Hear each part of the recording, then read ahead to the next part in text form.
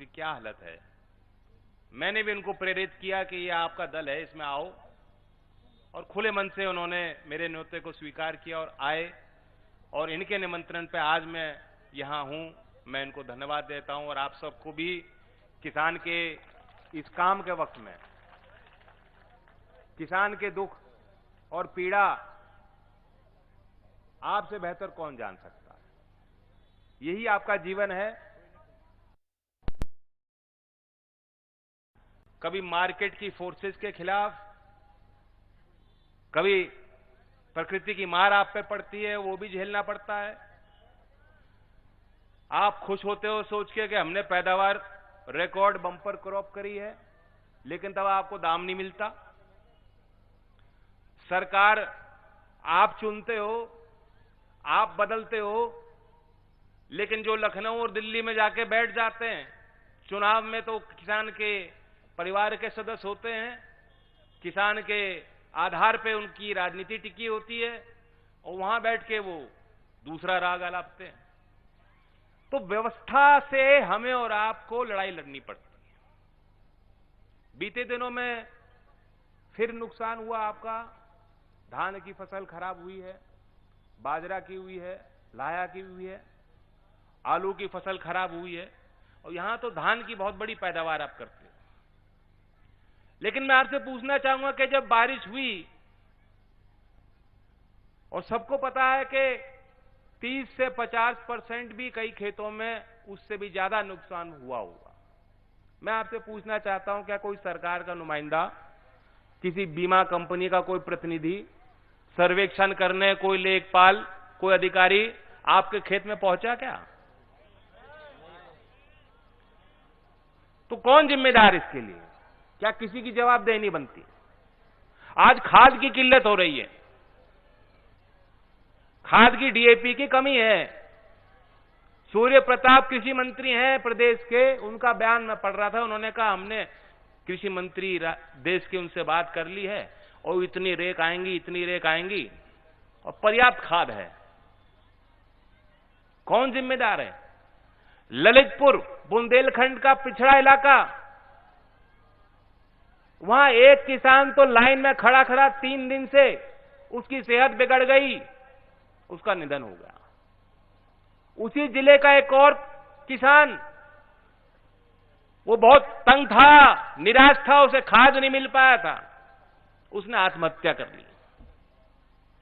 ये चीज कभी लिखा पढ़त में तो आती नहीं, क्योंकि सरकार कभी मानेगी नहीं। सरकार कहेगी नहीं नहीं, इसकी तो दूसरी परिस्थितियां थी, इसके परिवार में तनाव था, इसलिए इसने आत्महत्या की। खाद की कोई किल्लत नहीं है। सच्चाई आप जानते हो, सच्चाई हम जानते हैं। ये लोग तो मुंह मोड़ लेना चाहते हैं कि कुछ हुआ ही ना हो। हम तो स्वर्ग में रह रहे हैं। ज्योतिरादित्य सिंधिया जी भले आदमी है, वैसे गलत जगह पहुंच गए। मैं उनका बयान देख रहा था, कह रहे हैं कि हमने नई योजना निकाली उड़ान 2। ऐसे लगता है किसी फिल्म का नाम है उड़ान। उड़ान 2 कहते हैं, उड़ान 2 के माध्यम से हमारे देश का किसान अपना पाइनएप्पल भी विदेश में बेच सकेगा। कोई किसान, यहां तो बहुत प्रगतिशील किसान हैं, बहुत अच्छे, समझदार। मैं पूछना चाहता हूं, यहां कोई है जो अपनी उपज को हवाई जहाज में लगाकर कहीं भेजेगा विदेश में? कौन किसान कर सकता है काम?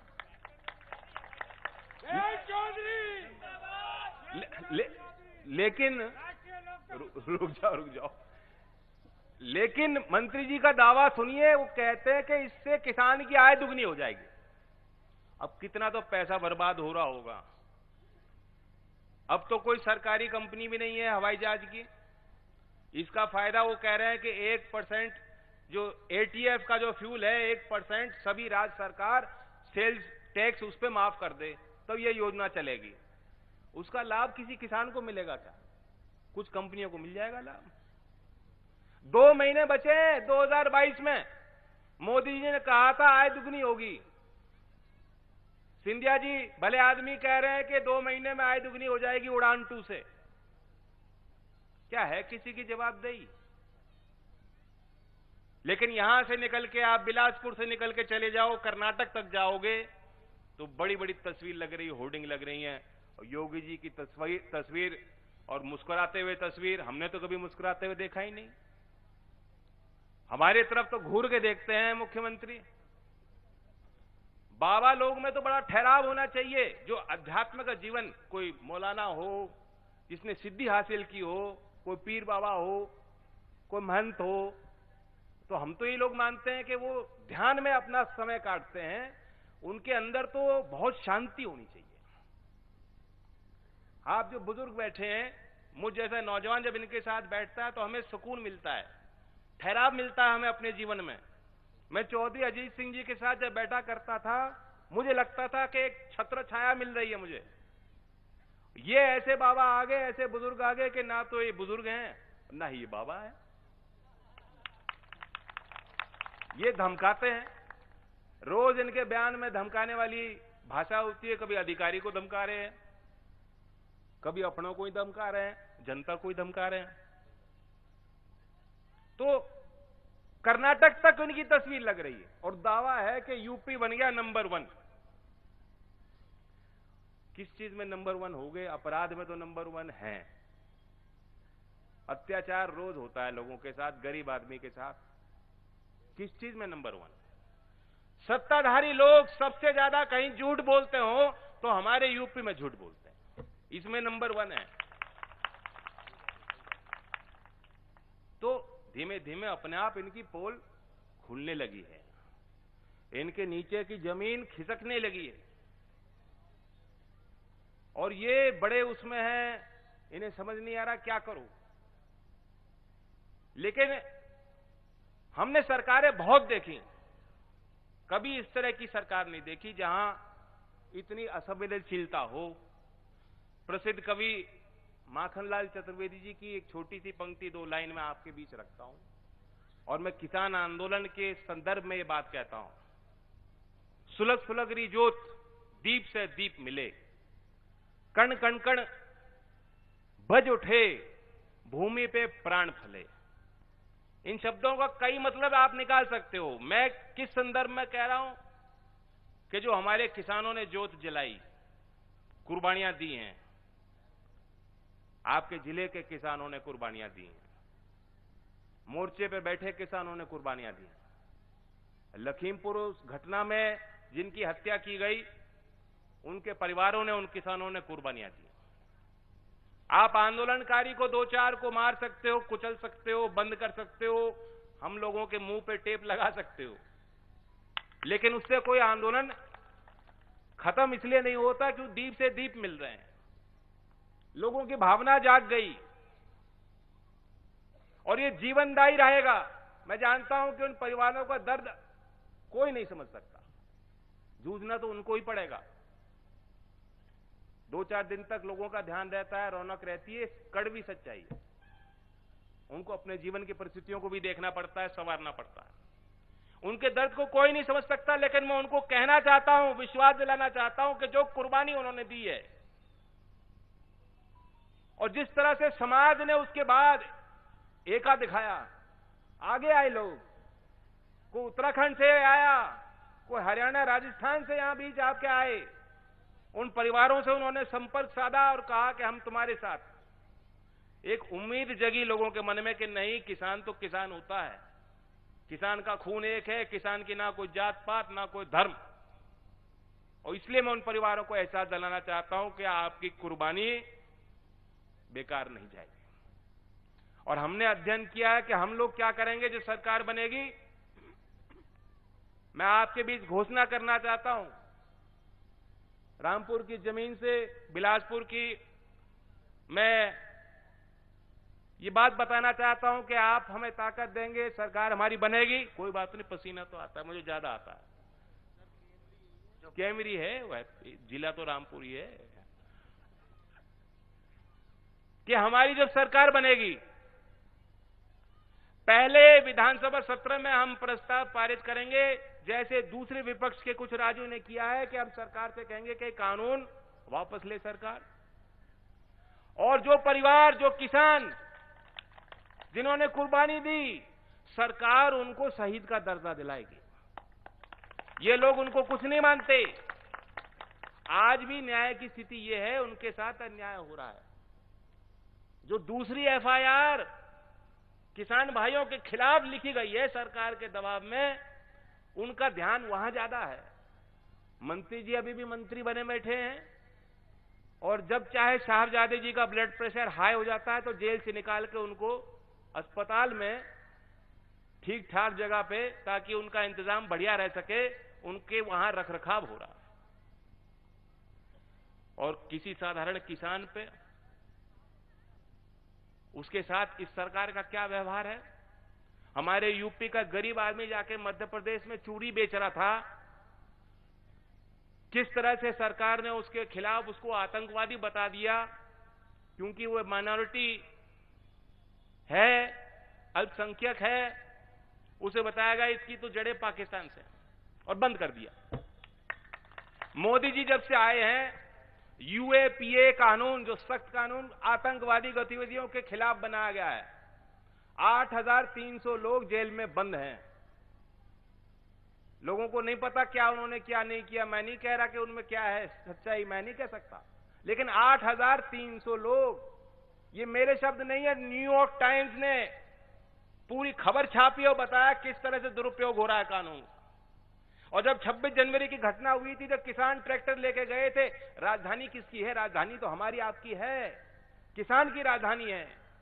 वो तस्वीर याद करो, 23 दिसंबर की रैली बोट क्लब पे, जब चौधरी चरण सिंह जी को आपने अपना आशीर्वाद दिया था, उनकी ताकत को पहचाना था देश भर ने, वो किसान लोग थे। वही बोट क्लब, वही राष्ट्रपति भवन, वही आपकी राजधानी। और आज देश में सरकार ऐसी बन गई कि आप दिल्ली में घुस नहीं सकते, आपको घुसने नहीं दिया जाता। और जब 26 जनवरी की वो घटना हुई, जब पुलिस ने मुकदमे लिखने शुरू किए, तो किसान पे सबसे पहले उन्होंने यही धमकी दी थी कि यूएपीए की धारा लगाएंगे। आपके खिलाफ तो यूएपीए लग सकती है, लेकिन मैं पूछना चाहता हूं कि जो किसान को रौंद के चले जाएंगे, क्या वो आतंकवादी नहीं है? उन पे आपने सिर्फ 120B का मुकदमा दर्ज किया मंत्री जी पे। क्या यूएपीए की धारा उन पे नहीं लगनी चाहिए थी, जिन्होंने लखीमपुर का कृत्य किया, नंगा नाच? फर्क यही है, चश्मे, नजर का फर्क है, नजर उनकी खराब है। बैठ जाओ, ये जिंदाबाद की बात, मौका नहीं है जिंदाबाद का, गंभीर बात हो रही है। सरकार यदि आपकी होती, इतना लंबा आपको आंदोलन करने की भी जरूरत नहीं होती। अगर आपके वकील मजबूत होते देश के पार्लियामेंट में, तो आपको इस तरह से काम छोड़ के, धंधे छोड़ के, व्यापार छोड़ के, खेती छोड़ के, परिवार छोड़कर ये कुर्बानी देने की जरूरत नहीं होती। लेकिन ये चाबी आपके हाथ में है। मैं तो यहां अपनी बात कह के निकल जाऊंगा। करना आप लोगों को बहुत सूझबूझ के साथ। फिर लोग आके बांटेंगे, कहेंगे ये तो किसान नहीं, ये तो सरदार थे, ये तो खालिस्तानी थे, ये तो जाट हैं, ये तो दलाल लोग हैं, ये तो सीमित लोग हैं। इनके पास बहुत षड्यंत्र हैं। एक रात में इन्होंने गणेश जी को दूध पिला दिया था, ये कुछ भी कर सकते। लेकिन आप जानते हो कि देश शक्तिशाली कैसे होगा, उत्तर प्रदेश में तरक्की कैसे होगी, कि जब हम पहचानेंगे इस बात को कि जो गंगा जमुनी तहजीब है, जो हमारे दुआब का क्षेत्र है, जो हमारा संगम है, ये पवित्र संगम है, चाहे सिख हो, चाहे हिंदू हो, चाहे मुसलमान हो, चाहे दलित हो, अगड़े हो, पिछड़े हो, जितना हम लोग एक रहेंगे, हमारी मुट्ठी बंद रहेगी और ताकतवर रहेगी। तो सतर्क रहने की जरूरत है। वोट के माध्यम से आप परिवर्तन लाओगे, और जब वोट आप करोगे, मैं अपनी तरफ से मैं क्या कर सकता हूं, मैं उस पर कुछ बात आपके यहां रखना चाहता हूं, क्योंकि अक्सर राजनीति में मुद्दों की बात ही नहीं होती, चुनाव में मुद्दों की बात नहीं होती। तब तो बता जाता मैं थारा हूं, मैं फलाने गांव का हूं, और हालात तो ऐसे होते हैं, कैंडिडेट जब चल रहा होता है चुनाव में, तो सामने से बकरी चल रही होगी, उसकी भी राम राम लेगा। उस समय तो ऐसा माहौल होता है, भावनाओं पे टिकी है राजनीति। लेकिन अभी समय है, हमें और आपको विचारना है कि हमारे मुद्दे क्या हैं। इस सरकार को आपने देख लिया, खूब मौका दिया, नौजवानों ने खूब भरपूर मौका दिया इनको, आपने विश्वास किया, आपके साथ विश्वासघात हुआ है, बहुत बड़ा झूठ बोला है आपको। ना नौकरी मिल रही, ना कारोबार बच रहे, ना मजदूरी करने वाले का कुछ सम्मान है। और इन परिस्थितियों में आपको अपने विकल्प बनाने हों। तो मैं मुद्दों की बात करना चाहता हूं। हमने अपना घोषणा पत्र तैयार कर लिया, और जरा याद करो आपने कितने चुनाव देखे हैं। ऐसा कभी हुआ कि चुनाव के 5 महीने पहले किसी पार्टी ने घोषणा करनी शुरू कर दी हो कि सरकार में हम आके क्या करेंगे? कभी हुआ? कभी नहीं हुआ ना। ये तो चुनाव के 1 सप्ताह पहले प्रेस कॉन्फ्रेंस करके रिलीज होता है मैनिफेस्टो के हमारा घोषणा पत्र, किसी को पढ़ना हो तो पढ़ लेना। उस पर कोई भाषण भी नहीं होते, राजनीतिक मंच से कोई बोलता भी नहीं कि हमारा वादा क्या है। और चुनाव आप खो देते हो ऐसे ही। ये चुनाव आप खो देते हो। चुनाव बाद एहसास होता है पब्लिक को कि तुमने खो दिया चुनाव, हमें पता ही नहीं क्यों हमने वोट दी, हमने कुछ मांगा ही नहीं। आज बीजेपी के जितने विधायक हैं, क्या उन्होंने गांव में जाके वोट भी मांगी थी? चेहरा भी नहीं दिखाया। वो सब ने कहा हम तो विधायक को देख नहीं रहे, हम तो मोदी जी को देख रहे हैं। उन्होंने मोदी जी से भी कुछ नहीं मांगा। तब तो योगी जी का चेहरा ही नहीं था किसी के सामने कि योगी बनेंगे। शायद वे भी नहीं चाहते थे कि योगी बने। तो हमारे पास मुद्दा क्या था पिछले चुनाव में? याद करो, कोई मुद्दा था? कोई मुद्दा नहीं था। किसी से नाराज हो जाते हो, दूसरी तरफ चल पड़ते हो। मुद्दों को लेकर हमें चलना चाहिए। और क्या मकसद है राजनीति का? मैं उस सिस्टम के अंदर रहा हूं। मैं जिस परिवार में पैदा हुआ हूं, मैंने बहुत चीज अंदर से देखी है, बारीक से देखी है। क्यों लोग राजनीति में आकर्षण के साथ आते हैं, क्यों लोग चुनाव लड़ना चाहते हैं? मैं जानता हूं अधिकतर लोग उनमें ऐसे हैं जिनको सिर्फ अपनी कहानी सजानी है, उनके पास भी कोई मुद्दा नहीं। लेकिन जिस दिन देश की आवाम, जिस दिन देश का आम आदमी खड़ा हो जाएगा और मांगने लगेगा, जवाब मांगेगा, सवाल करेगा, हिसाब मांगेगा, भ्रष्टाचार खत्म, ऐसे मक्कारों का राज खत्म हो गया। मैं आपको कहना चाहता हूं, हम लोग क्या करेंगे जो हमने तय कर दिया और कुछ घोषणा में कर चुका हूं, मैं उस बारे में आपको बताना चाहता हूं। नंबर 1, केंद्र सरकार 6,000 रुपए देती है, कहती है प्रधानमंत्री सम्मान योजना। कुछ नहीं है 6,000। डीजल और पेट्रोल के भाव देखो, बिजली के भाव को देखो, भरपाई नहीं हो रही। ये भी कम होगा मैं जानता हूं, लेकिन अपने तरफ से ये घोषणा करके मैं औरों पर दबाव बना रहा हूं। और हमने इसलिए घोषणा की है कि 23 दिसंबर चौधरी चरण सिंह जी की जयंती किसान दिवस है। ये 6,000 देते हैं, हम किसानों को 12,000 देंगे। और जो सीमांत किसान हैं, लघु किसान हैं, प्रतिवर्ष उनको 15,000 सरकार देगी। बिजली की जो मार पड़ रही है, मैं पूछना चाहता हूं, जो बिजली का बिल आप पे आ रहा है, और जो कृषक हैं, जो खेती जिन पे है, जो बड़े रकबे वाले किसान हैं, उनकी फिर भी स्थितियां अलग हो सकती हैं। जो घर सिर्फ मजदूरी कर रहा है, आपको बताया गया था घर घर में मीटर लग रहा है, बहुत अच्छा काम हुआ। अब बिल कहां से दे रहे हो? दे पा रहे हो बिल? बिल दे पाओगे, चुका पाओगे बिल को? किसानों पे तो एफआईआर हो जाती है तुरंत। हमने ये तय किया है कि हमारी सरकार आएगी तो किसान का पुराना बिल जो बकाया वो माफ, और आगे की दर हाफ। किसान के साथ बुनकर को भी हमने जोड़ा, क्योंकि बुनकर हमेशा जो है फ्लैट रेट की मांग, पहले उनको मिलता था फ्लैट रेट पर। सरकार को उनकी पूरी जानकारी है, बैंक के खाते भी उनके अलग हैं। इसलिए किसान और बुनकर के लिए विशेष हमने राहत हमने सोची। और नौजवानों के लिए जो सबसे बड़ी बात, नौकरी चाहते हैं, नौजवान नौकरी चाहता है। कोई छोटा आंकड़ा मैं नहीं रखने वाला हूं, बहुत सोच समझ के हमने विचार करके कहां से सृजन हो सकता है, कहां से नौकरी मिल सकती है, सरकारी क्षेत्र में, निजी क्षेत्र में जो संभावनाएं हैं उनको तलाश करके बोल रहा हूं कि हम 1 करोड़ हमारे प्रदेश के होनहार मेहनतकश नौजवानों को नौकरी दिलाएंगे। 5 साल बाद आप हिसाब ले सकते हो, पूछ सकते हो कि इस क्षेत्र में कैसे जुड़ेगा। अभी डॉक्टर यशवीर जी कह रहे थे गन्ना उद्योग, यहां फैक्ट्री है, यहां के किसानों की उम्मीद है कि उसकी कैपेसिटी बढ़ाई जाए।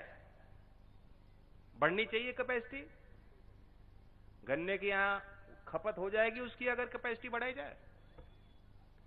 फूड प्रोसेसिंग इंडस्ट्री है, चौधरी अजीत सिंह जी ने मिल लगाई थी।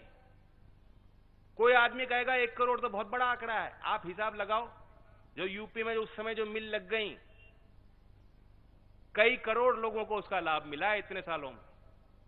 कितने लोग नौकरी कर रहे हैं, कर्मचारी हैं, कितने लोग खेत में मजदूरी कर रहे हैं।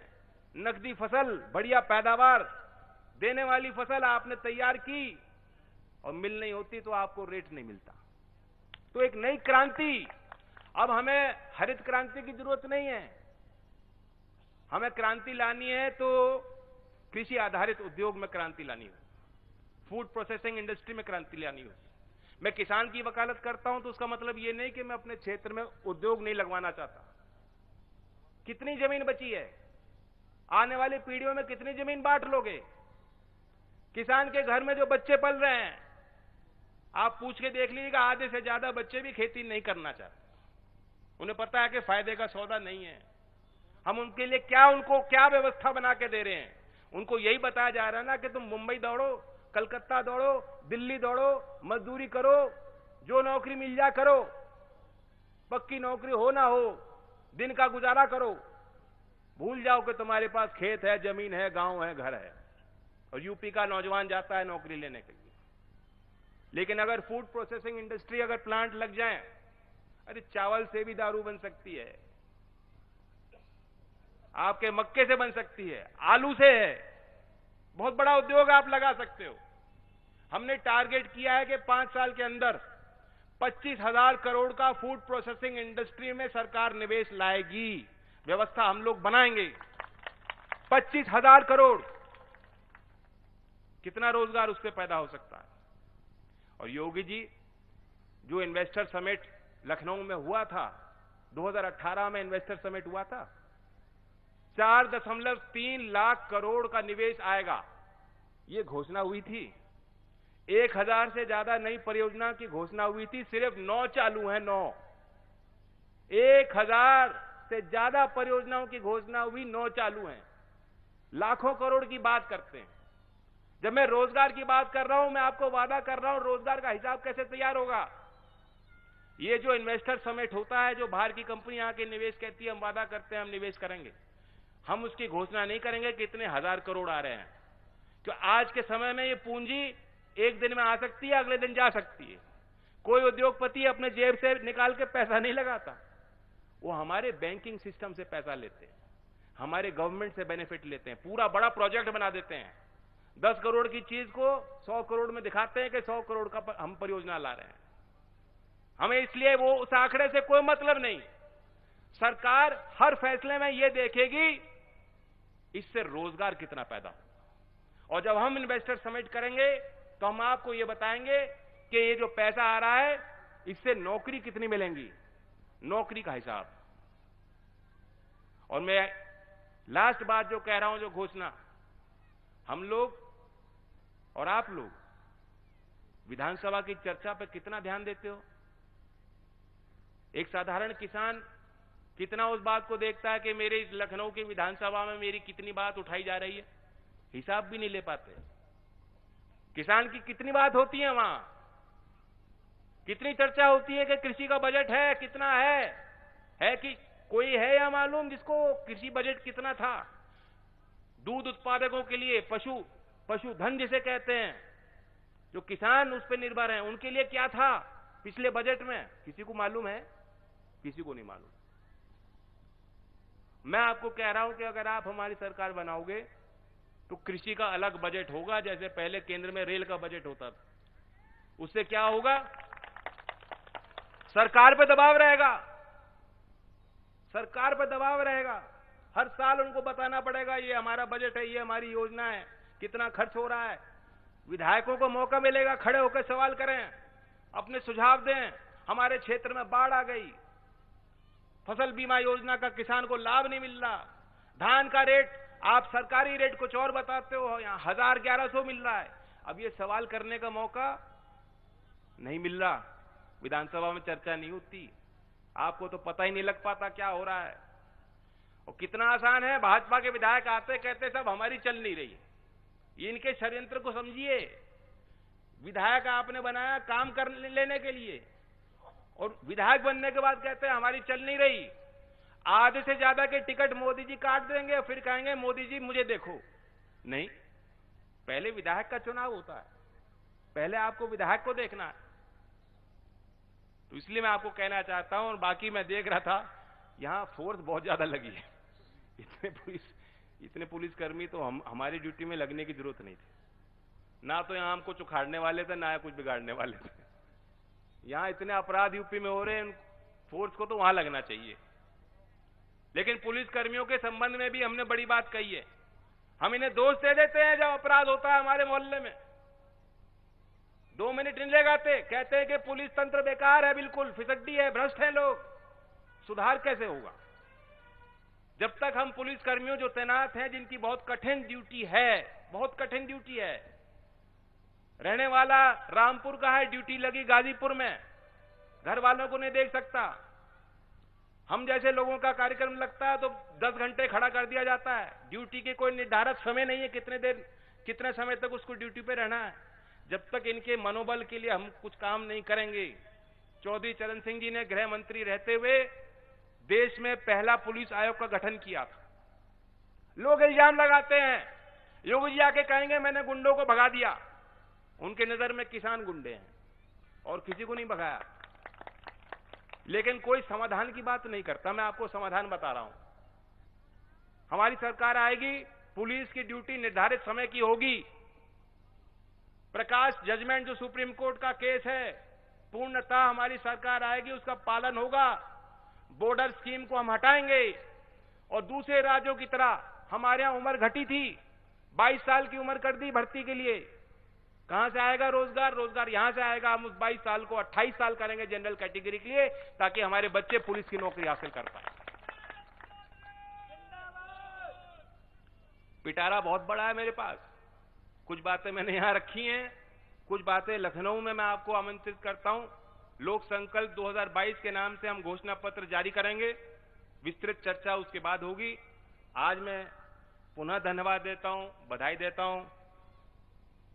नवरीत जी के पिताजी भी यहां मौजूद हैं, मैं उनका भी आशीर्वाद लूंगा। और उनके परिवार के लिए मैंने जो बात कही है, कोई हल्की बात नहीं है। मैं बहुत सोच समझ के उस बात को हम कह रहे हैं। शहीद के जो पुलिसकर्मी, आर्मी के जो लोग शहीद होते हैं, वही शहीद का दर्जा। और हमने ये भी नीति बनाई है कि जो पुलिस ऑन ड्यूटी कोई शहीद होता है, पैरामिलिट्री का, आर्मी का जवान हमारा शहीद होता है, हमारी सरकार नीति बनाएगी। अभी भी नीति है, लेकिन कुछ समझ नहीं आता। किसी को 20 लाख दे देते हैं, किसी को 40 दे देते हैं, किसी को कुछ मिलता ही नहीं है। तो हम योजनागत तरीके से काम करेंगे। जो शहीद होगा उसको 1 करोड़ की राशि उसके परिवार को सौंपी जाएगी। मैं फिर धन्यवाद देता हूं, और इस परिवार का और इनका और अपने किसानों की पार्टी का आप ध्यान रखना। धन्यवाद। जय हिंद।